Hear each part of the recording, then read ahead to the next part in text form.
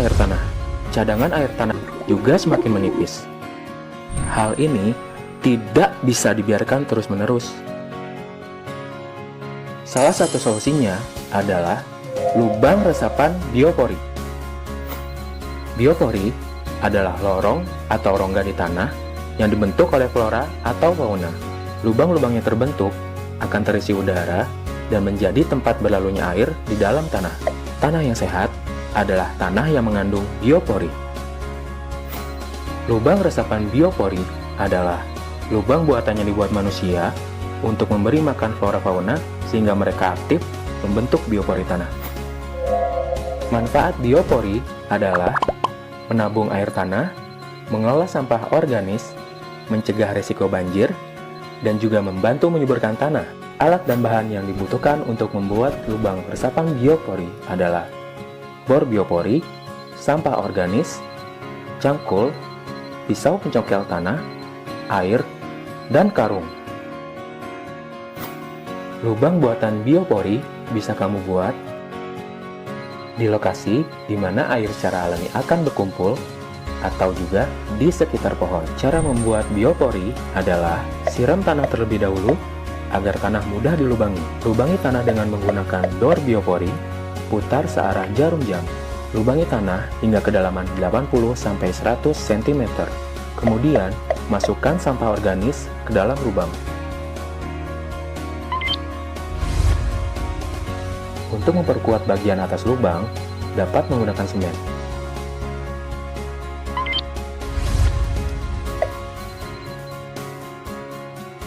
Yang dimasukkan adalah sampah organis, bukan sampah non-organis.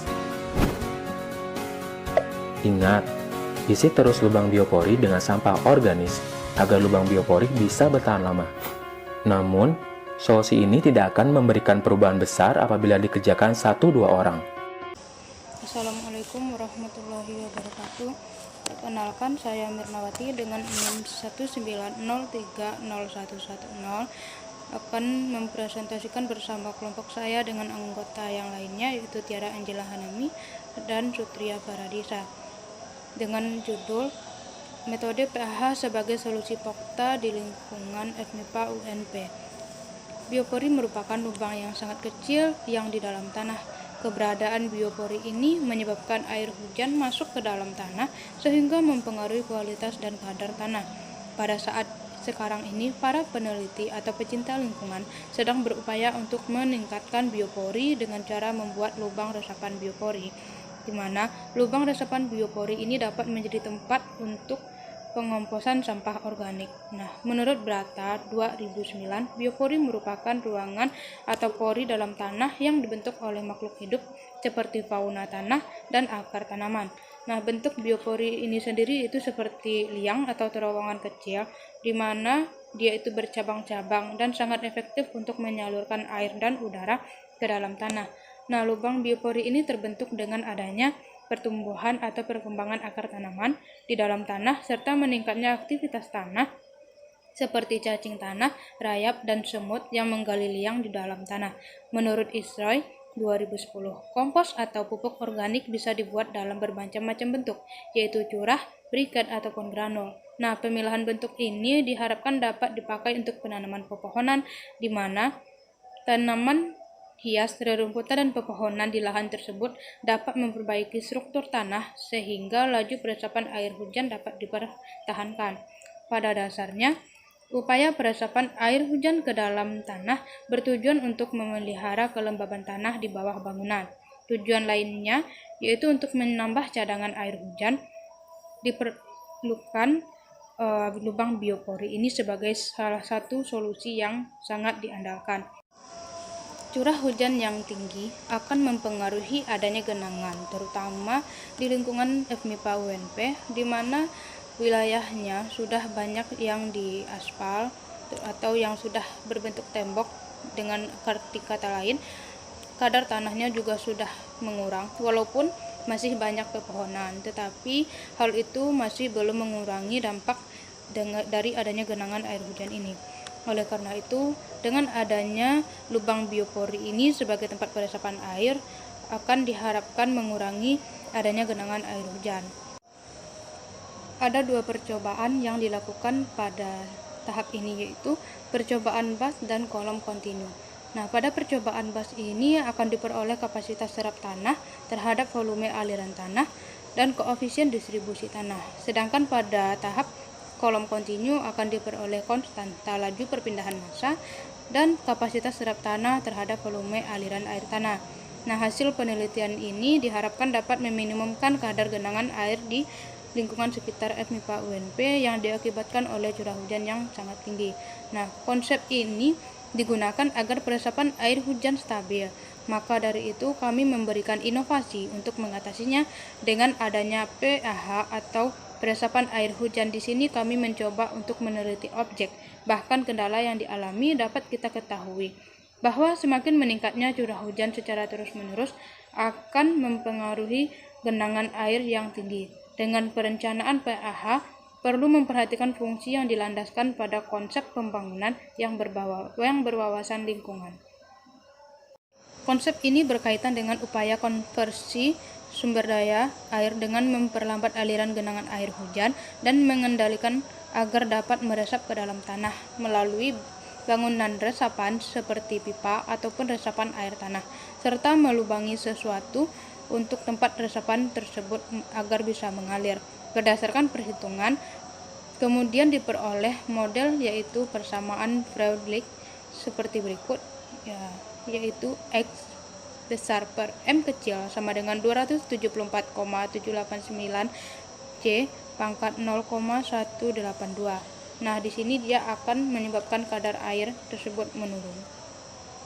Dengan memantau curah hujan yang terjadi pada 1 bulan terakhir ini, dapat ditinjau bahwa adanya ketidakstabilan cuaca, di mana pada saat hujan akan terjadi peningkatan kadar air di beberapa tempat, terutama di aspal dan di bagian lain yang sudah beralaskan tembok atau batuan, sehingga tanah yang sudah berkurang fungsinya sebagai tempat meresapnya air hujan.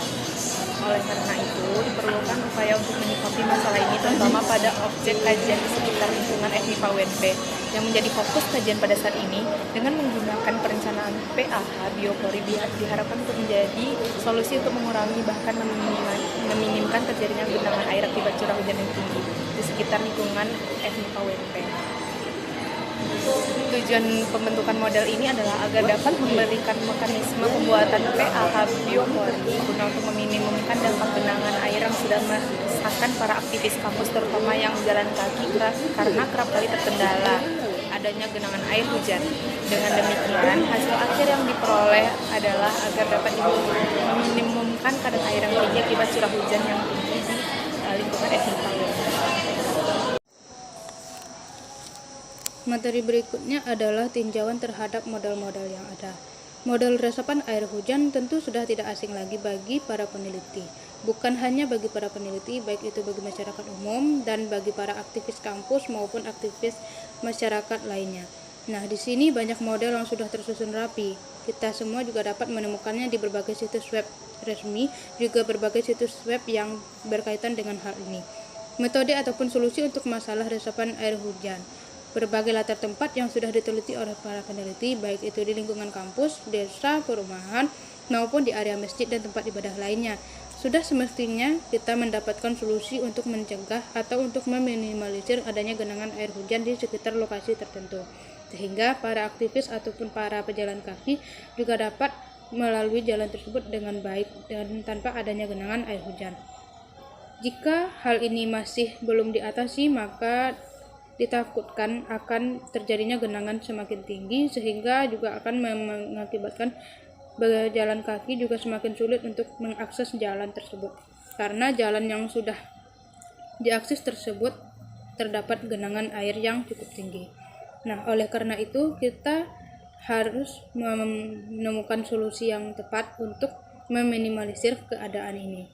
Nah, pada tahap peninjauan ini saya bersama tim meninjau 2 model, yaitu model peresapan air hujan dengan menggunakan metode lubang resapan biopori atau ERB dalam upaya pencegahan banjir oleh Basuki Setiobudi, dan yang kedua yaitu rancangan sumur resapan air hujan sebagai salah satu usaha konservasi air tanah di perumahan Dayu Baru, Kabupaten Sleman, Daerah Istimewa Yogyakarta.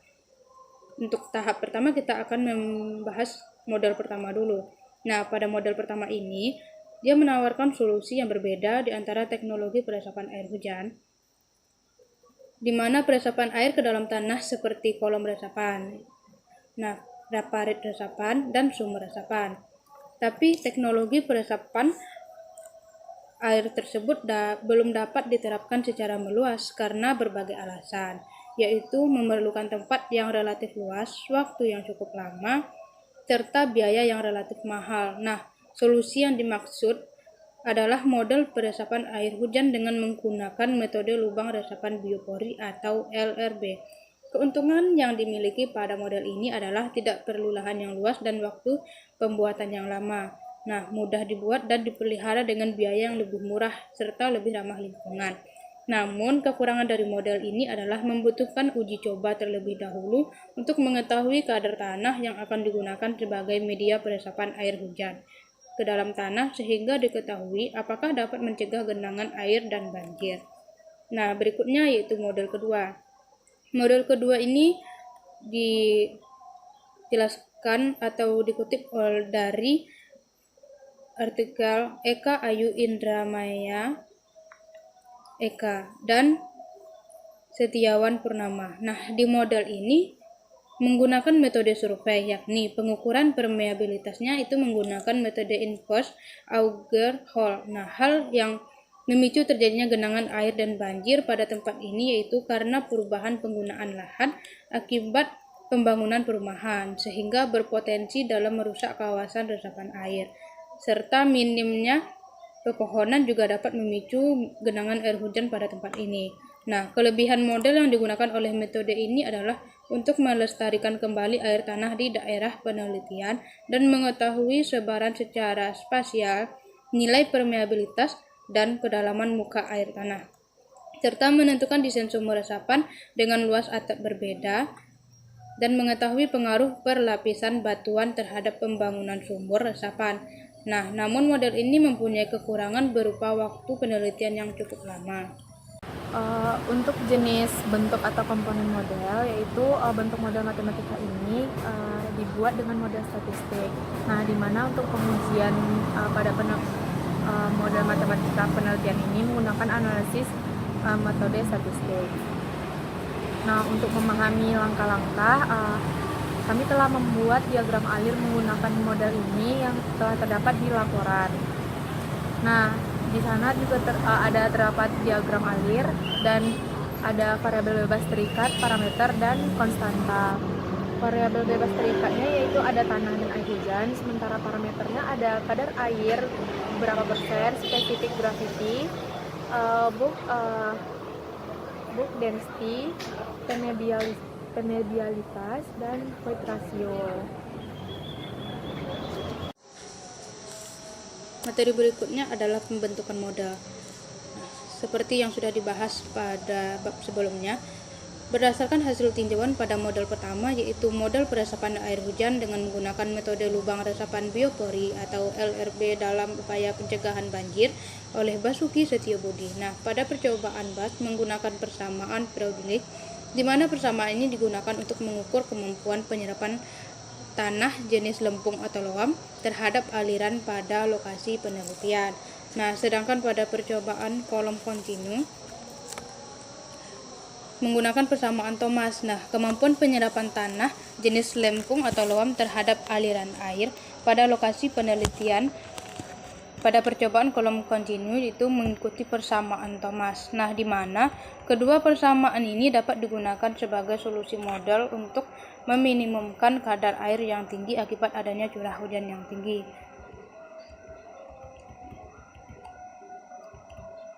Untuk sumber data yang dilakukan pada pembentukan model ini masih bersumber pada jurnal pertama tersebut, karena untuk dilakukan pengujian secara langsung membutuhkan waktu yang cukup lama dan juga keadaan cuaca yang kurang stabil mengakibatkan kendala sehingga belum bisa untuk memperoleh data real.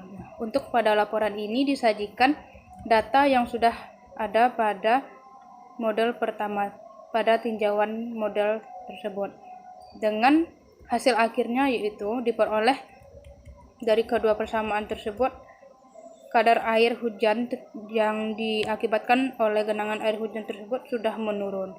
Nah, dengan demikian lubang biopori ini menjadi solusi untuk meminimumkan kadar air hujan yang tinggi di berbagai tempat, terutama yang sudah sangat minim unsur tanahnya atau lebih besar unsur bebatuan seperti aspal, tembok, dan lain di lingkungan FMIPA UNP. Dengan adanya model ini diharapkan dapat meminimumkan kadar air yang tinggi.